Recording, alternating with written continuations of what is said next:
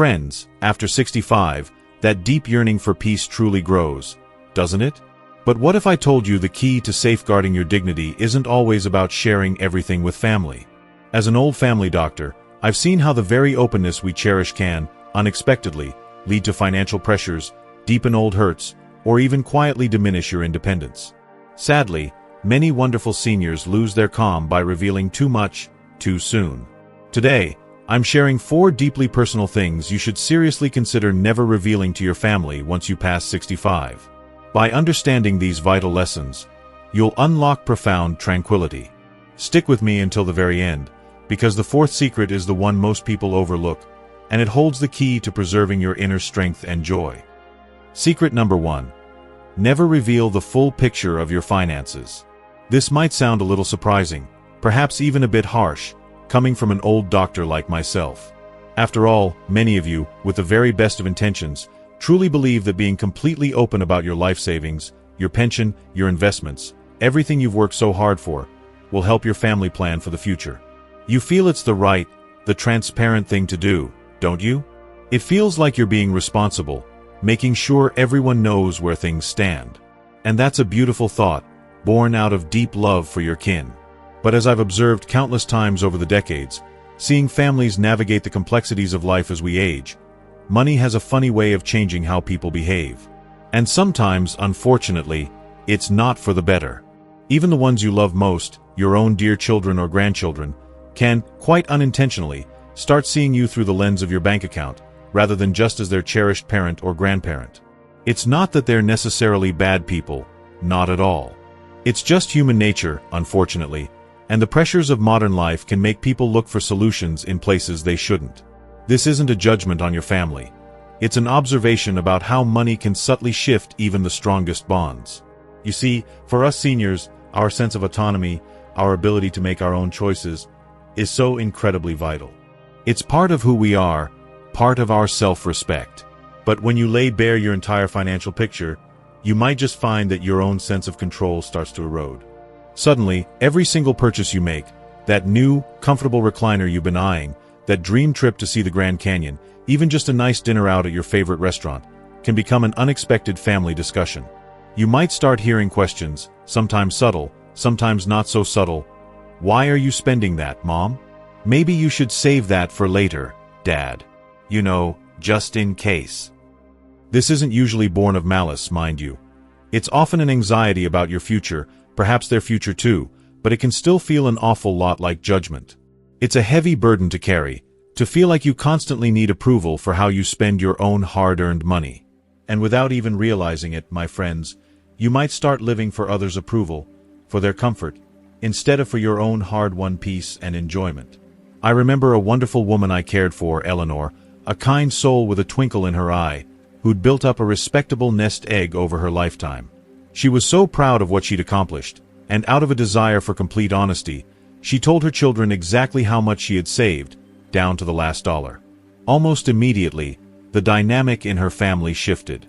Every request from her kids and grandkids, every family vacation idea, every mention of a grandchild's college fund, started to feel like an unspoken demand on her money.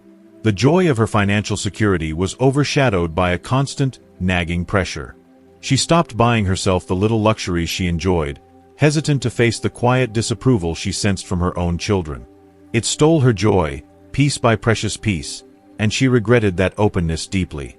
She wished she had kept those specific numbers to herself, simply assuring her children that she was well prepared. So, here's what I truly advise, from my heart to yours. You've worked your whole life for what you have. You scrimped and saved. You planned and sacrificed. You, and you alone, have the absolute right to enjoy it freely, on your own terms. Of course, you can choose to help your family, and many of you do so generously. But please, do it out of genuine generosity, because you want to, not out of guilt or obligation. Remember this simple truth. You are not an open bank account for anyone. Your financial autonomy is precious. It's a cornerstone of your independence and your peace of mind. Therefore, keep the specifics to yourself. You can and should assure your family that you are well taken care of, that your affairs are in order, and that you have planned wisely for your future. And that, truly, is enough. There's simply no need for dollar figures, account balances, or detailed breakdowns. For truly serious matters, like end-of-life care planning, have a trusted attorney or a designated, financially savvy family member who understands your wishes, but even then, maintain your primary control. This approach isn't about being secretive. It's about setting healthy boundaries that protect your well-being and allow you to enjoy the fruits of your labor without unnecessary stress or judgment. If you've ever felt this financial pressure, if you've ever hesitated to spend your own money because of unspoken expectations, please comment "My money, my peace" below. Let's support each other in setting these healthy, life-affirming boundaries. Secret number 2. Don't keep repeating your deepest family disappointments. Now, let's talk about something that touches the heart deeply. Every parent, at some point in their life, feels that sting of hurt. Maybe a child became distant, spoke harshly, or chose a path that truly broke your heart. These disappointments, these deep aches, they're real, they're valid. And it's only natural to want to talk about that pain, hoping for understanding, hoping for an apology, hoping for things to be set right, isn't it? It's human to seek that validation, that acknowledgement of your suffering. But as I've observed countless times in my practice, bringing up that pain again and again, recounting every grievance from years ago, rarely heals relationships. In fact, it often does the opposite.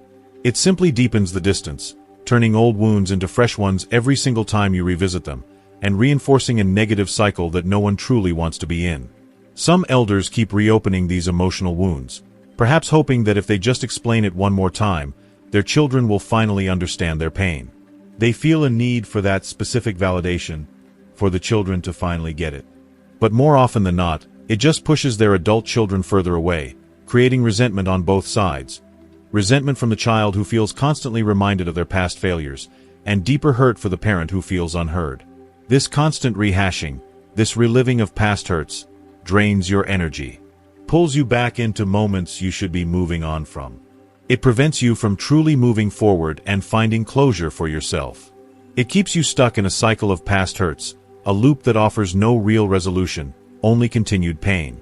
And let's be honest, that's no way to live out your peaceful, golden years. Your emotional well-being deserves better than to be perpetually chained to what was. I recall a gentleman named Arthur. Arthur was a good man, but he carried a very heavy burden. He spent years retelling the story of a falling out he had with his son decades ago. Every time his other children or friends visited, the story would come out, complete with all the vivid details of his hurt. Each time, the pain was fresh, not just for him, but for others hearing it. He truly believed that if his son would just listen to the story again, he'd understand. But his son, bless his heart, eventually stopped visiting altogether. He couldn't bear the weight of the past being constantly brought up, the expectation of a renewed apology for something he felt he'd already addressed. Arthur realized too late that he'd inadvertently been hurting himself by dwelling on it and pushing away the very person he longed to connect with. So instead, dear ones, find your healing quietly. Through personal prayer, through heartfelt reflection, through journaling your thoughts and feelings. These can be incredibly powerful avenues for processing hurt and finding inner peace. Not every single feeling needs to be spoken aloud, especially not to the very person who caused it, or to others who might grow weary of hearing it. Peace often means choosing silence over needing to be right, or getting that specific apology you may never receive. True strength, real strength, is learning to love and forgive others, and sometimes yourself, even when they don't fully understand or appreciate you. Let go of the need for them to fix it. Find that healing within yourself. Focus on building new, positive memories, cherishing the present, rather than dwelling on the old ones that only bring pain. If this resonates with you, and you're ready to let go of old hurts to embrace a calmer future, comment "Healing Peace" right now. Let's create a space for peace, together. Secret number 3. Keep your inheritance plans private. Here's a tough truth, my friends, and one I've seen play out far too many times in the families I've cared for. Few things can rip a family apart faster than the topic of future money. It's a sad reality, but it's true. Many seniors, again with incredibly good intentions, decide to reveal their wills or talk about their inheritance plans too early.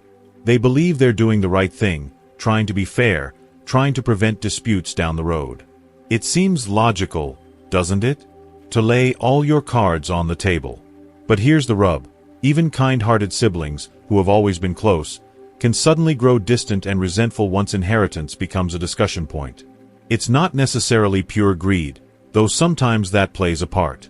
More often, it's a potent mix of human nature, comparison, and a deep-seated, often unconscious, perceived fairness that can unfortunately take over. One child might feel they deserve more because they provided more care, another because they struggled more financially, or simply because they expected to be treated equally to a sibling who received a larger share. This isn't just theory. It's a pattern I've observed repeatedly. The thought is often to prevent future fights by being transparent. But what usually happens? It sparks comparison. Why did she get that and I didn't? Jealousy and bitter resentment now, long before anything actually changes hands. It often creates the very conflict you were trying so hard to avoid. And what does that do? This can poison family gatherings, make every interaction feel transactional, as if every visit or phone call has an ulterior motive. It can shift the focus from genuine connection and love to financial expectation. And when that happens, it steals the joy from your current relationships, replacing warmth with tension. That's a terribly high price to pay for what you thought was transparency. I worked with a lovely couple, Mary and George, both in their late 70s, who wanted to be completely open with their 3 adult children. They decided to tell them exactly how their estate would be divided, believing it would bring clarity and prevent any future squabbles. Instead, their youngest child felt deeply slighted, believing he was unfairly treated compared to his older sister. The middle child felt that a sense of favoritism was shown to the eldest. Their peaceful family Christmases, once filled with laughter and warmth, became tense, awkward affairs for years. The children argued amongst themselves, and Mary and George were left heartbroken, caught in the middle. They wished, so desperately, that they had kept those details under wraps until the appropriate time came. So, the wiser choice, my friends, the truly peaceful choice, is to keep your estate plans clear, legal, and absolutely private. Work with a trusted attorney, make sure everything is in impeccable order, and let those carefully considered written words speak for you when the time is right, and not a moment before. Until then, cherish and enjoy your family for who they are, for the love and connection you share, not for what they expect to receive. This approach protects your relationships now, allowing for genuine, unburdened interactions, and preserves your legacy later by minimizing the chances of bitter disputes after you're gone. Your goal should be to ensure your wishes are carried out smoothly and fairly through proper legal channels, not to preemptively manage family expectations that might shift or be misinterpreted. If you agree that family harmony in the present is more important than early financial disclosures, type private plans in the comments. Let's encourage peace and genuine connection within our families. Secret number 4. Guard your fears and vulnerabilities. Finally, let's talk about something incredibly personal and, for many of us, very difficult. Once you're past 65, it's very common for folks to start voicing every little worry they have. I feel alone. My memory isn't quite the same as it used to be. I'm afraid of becoming a burden to my children. It's a natural inclination, isn't it? We're used to sharing our deepest concerns with our loved ones, seeking comfort and support. And that's a good thing, a truly human thing. But here's a subtle yet powerful truth I've learned from years of listening to seniors. While honesty is absolutely healthy and important for truly serious issues, things you need help with, clear health concerns, oversharing your every fear and perceived vulnerability can quietly, subtly, change how your family sees you. They might hear you say, I'm worried about my memory, and without even realizing it, they might start to translate that into, Mom can't make her own decisions anymore, or Dad is becoming frail, even if that's not entirely true, even if it's just a passing worry. Instead of seeing the wise, capable, experienced person you still are, the person who has navigated a lifetime of challenges, they may start treating you like someone fragile, someone who needs constant care, someone who has lost their touch, someone who is no longer fully independent. It's an unconscious shift in their perception, my friends, but it's powerful. And when that happens, your voice, your confidence, your precious sense of independence can start to shrink. You might find yourself being cut out of decisions that are rightfully yours, or even worse, being spoken to in a condescending way, as if you're a child. And believe me, that is incredibly frustrating and disempowering. It can steal your sense of self faster than almost anything. I remember Nancy, a fiercely independent woman who had run her own small business for decades. She was always strong, always capable. But after she turned 75, She started sharing every little worry she had about her health and energy with her loving daughter. She mentioned feeling a bit tired after gardening, a small ache in her knee. Soon her daughter, out of pure love and concern, began calling 3 times a day, questioning Nancy's every choice, from what she ate to whether she should drive to the grocery store. Her daughter started treating Nancy like a fragile child, constantly hovering. Nancy felt suffocated. She felt she was losing her sense of agency, her ability to make her own choices, all because she had overshared her perfectly normal, age-appropriate worries. She hadn't asked for help. She had just expressed a fleeting concern. So, here's the key, dear ones. Speak your truth when necessary, absolutely. Address real concerns with the right people. Your doctor, a trusted friend, or a specific family member you designate for support. But don't let every fear define you. Don't let it become your identity. You, dear one, have weathered countless storms in your life. You are not weak simply because you feel a momentary pang of loneliness or forget a name. You are seasoned, resilient, and remarkably strong. Remember that. Choose carefully who you confide in and what you share, and focus on your strengths, on what you can do, rather than constantly highlighting your perceived weaknesses. It's about strategic sharing, not complete silence. Seek the support you truly need, but always maintain your powerful image as a wise, capable elder. If you recognize your own strength, if you know you are more than your worries, type, "I am strong" in the comments. Let's affirm our resilience and support each other in maintaining our independence.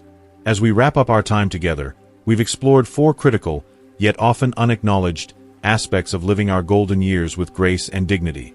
But knowledge, as you know, is only truly powerful when we put it into action. So now, I have one important question for you, a personal request from my heart. What is the one commitment you are making to yourself after watching this video? It could be as simple as, I will think twice before discussing my finances with everyone. Or perhaps, I will choose silence over rehashing old hurts with my children. Or even, I will remember my own strength when worries creep in. Please, share your personal commitment in the comments below. Let's inspire each other to take that first brave step towards a more peaceful life. Your commitment helps solidify your resolve, and it shows others they are not alone in this journey. And if you found real value and genuine inspiration in our time together today, if this message touched your heart, please show your support by giving this video a gentle thumbs up. To ensure you continue on this journey with us, to ensure you never miss another video full of life-changing wisdom, hit that subscribe button. It's more than just subscribing. It's joining a warm, supportive community dedicated to living our best lives together with wisdom and peace.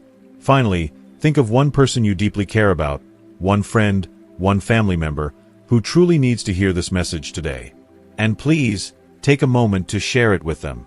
You might just gently guide them towards a path of greater peace. And that, my friends, is a gift beyond measure. Thank you for watching.